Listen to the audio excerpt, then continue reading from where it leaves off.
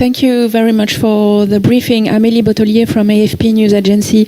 I was wondering, you mentioned all the difficulties of aid delivering, but we know that one of the main access points for this region are the 3 border crossing from Turkey. Are the Bab Alawa and the other 2 crossings still open? And do you think you could increase the amount of aid going through this crossing to help all these new displaced people by the new violence? Thank you. Thank you. Which one, Mana, do you want to take that, or Adam?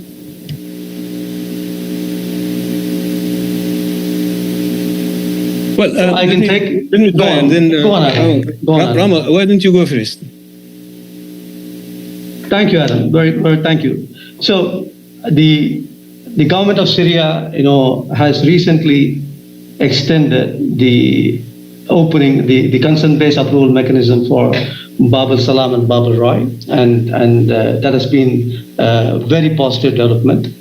So we are currently looking at a situation where the needs of the people who have been affected by this escalation have to be prioritized.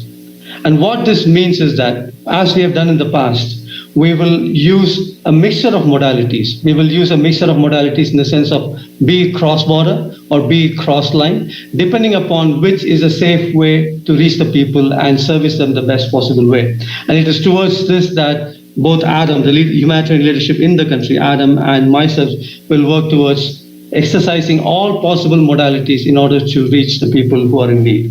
But Adam might have something to add on this. Over to you, Adam. Well, I have nothing to add except to emphasize that the focus will be on the people and their needs.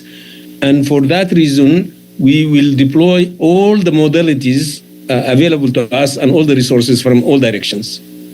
The 3 border crossings remain open, and we will seek the extension of the consent-based mechanism when the current one expires. Thank you. Deji and then Margaret. Hi, gentlemen. This is Deji Xu with China Central Television. First, on behalf of the UN Correspondent Association, thank you for this timely briefing. I have basically 2 questions. Well, first one, since we mentioned about the 3 border crossings, we know that now the rebel-controlled area and the Syrian government-controlled area has been changed. Have you updated any operation plans? Because I know that, as I understand, you operate from different controlled areas. And secondly, yesterday I asked this question to Steph. I'm going to ask you guys again, that how is the UN staff safe in this escalation of conflict? How many international staffs are still in Syria, and where are they now? Especially those who were in Aleppo. Thank you. Thank you. Which one is going to go first? Do you want to? Well, I will take that. We have staff still in Aleppo. We have over 52 staff members, national and international, currently in Aleppo. The first contact that the Hayat Tahrir Sham or HTS made with our staff there was to assure them of their safety. Some of them still don't feel safe.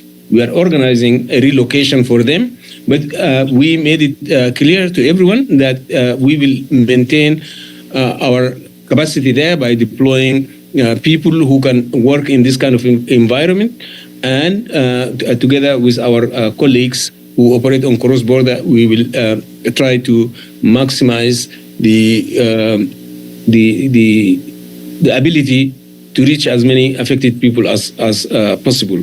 Also, it was a positive sign that the HTS, for the first time, allowed the Syria Arab Red Crescent to operate in a territory that it controls. This didn't happen before, and we take it as a very positive sign. SARC is the largest organization in the country, and it has a network of local NGO partners, and so that network remains intact, and we will rely on it for the delivery of humanitarian assistance. Thank you. I don't know if Rama, you have anything to add. Go ahead, Rama.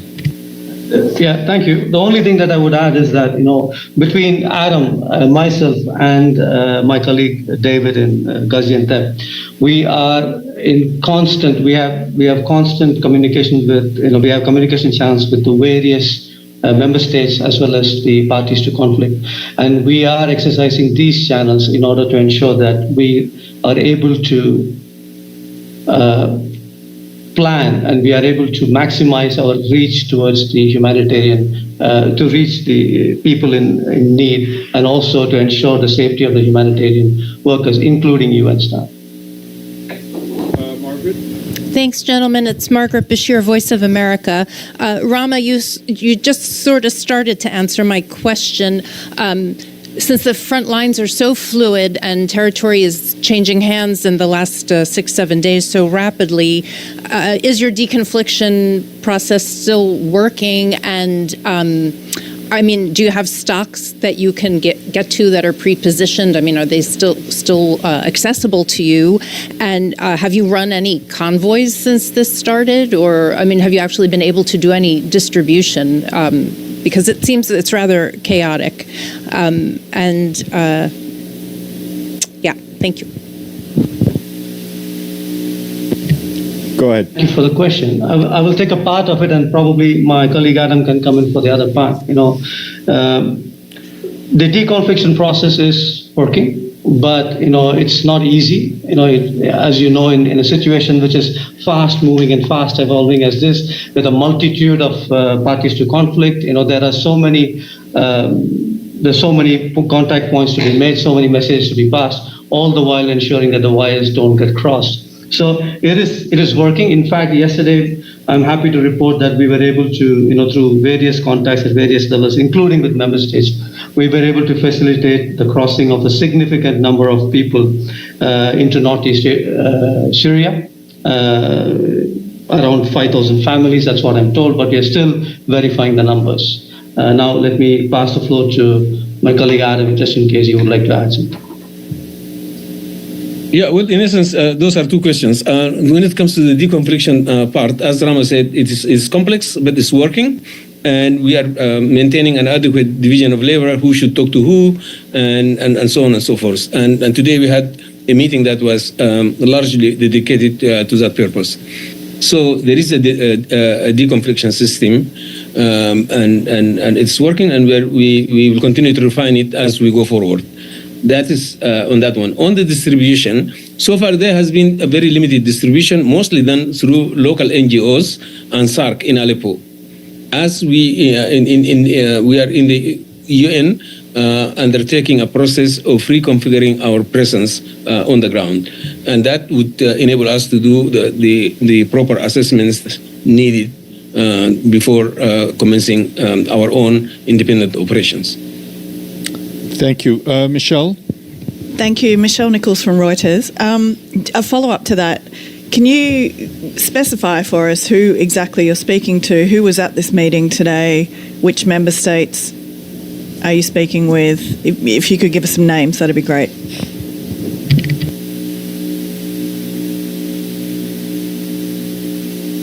Go ahead, gentlemen. If one of you could take the question. No, I didn't get that question. Did you mean that? Did you refer to Michelle? Did you refer to the meeting that Mr. Adam referred to today? Yeah, the deconfliction meeting, and also just generally. You mentioned you're speaking with member states, the warring parties. If you could just give us names of which parties, which states, that'd be great. Yeah.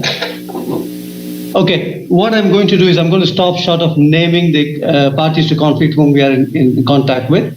But all I can do is assure you that we are in touch with all of them, through different arrangements, so that, because there are a lot of sensitivities involved in naming one and not naming other, or for that matter, not naming one but naming the other. So you will understand my sensitivities on this, and in the interest of ensuring that our communication channels with them remain intact and effective, I will stop here. Thank you.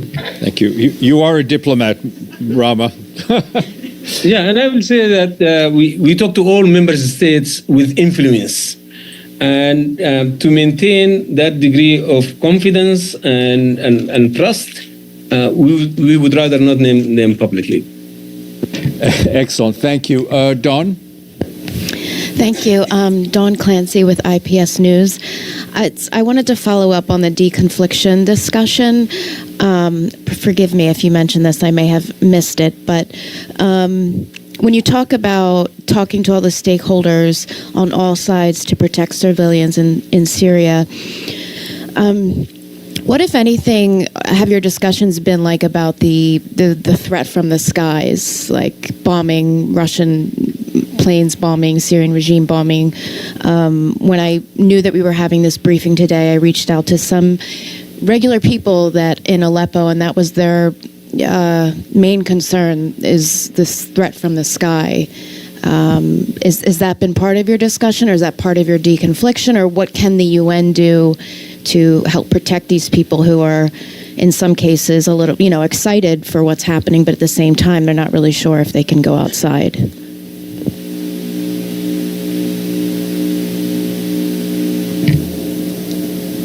Go ahead. Go ahead, Rama. Thank you, Sven. So, throughout our messaging, including the messaging of our principles, we have maintained one thing. We have always called for the observance and the adherence to the obligations under the international humanitarian law, which mandates the protection of civilians and civilian infrastructure, as well as the protection of humanitarian workers and the humanitarian assets, including the vehicles, the warehouses, and so on and so forth. And we continue to stress that in all, not only publicly, but also in all our bilateral communications, in all our bilateral discussions, we continue to do that. And that is also a particular part of our deconflicting mechanisms, where we pass these information and ensure that these places are protected.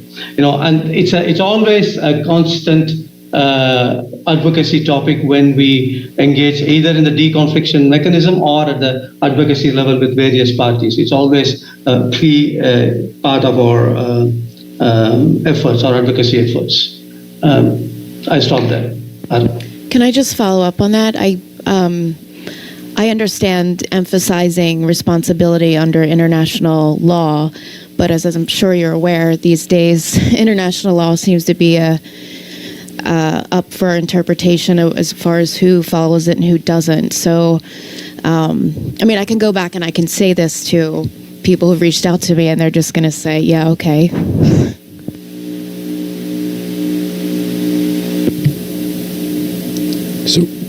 So I guess my question, sorry.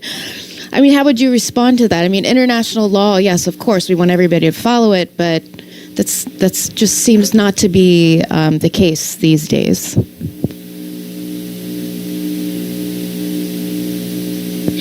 Well, as humanitarian actors, that's what we can do to remind the parties publicly and privately of the need to uphold their obligations under international law.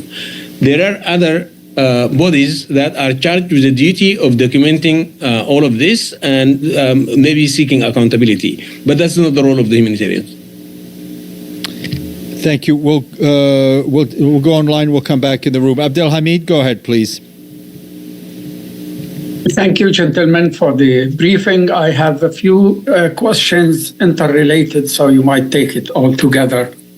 First, I want to ask about the safety of the civilians in the areas where the rebels took over. What reports you receive about their safety?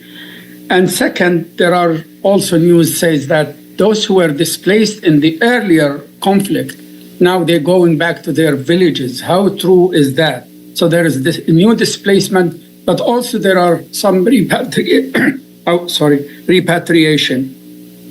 And if there is any trace of any foreign fighters infiltrating the borders and coming to join the rebels. And last, are you prepared for the counterattack and the atrocities could be committed in the next few weeks? The Syrian regime is preparing for a counterattack, and the humanitarian catastrophe, it could be enormous. Are you prepared for that? Thank you both for taking my questions. Thank you. I don't know if Adam, do you want to go first? Let me try. With regard to civilian casualties, yes, we have reports of hundreds of civilians who died. We don't have the accurate numbers yet. And we hear reports of bodies that have not even been collected for a dignified burial.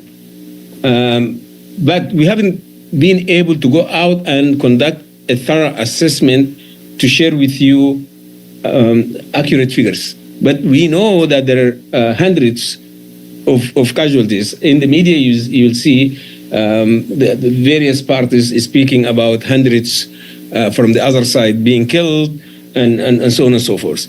But again, we only know in general that there are both fighters and civilians in large numbers who have been killed. With regard to foreign fighters, we see this in the media. We don't have any accurate information about foreign fighters that have not already been in the country, that have arrived after the events of last week. But of course, as everybody knows, there are many foreign fighters fighting alongside both sides here in Syria.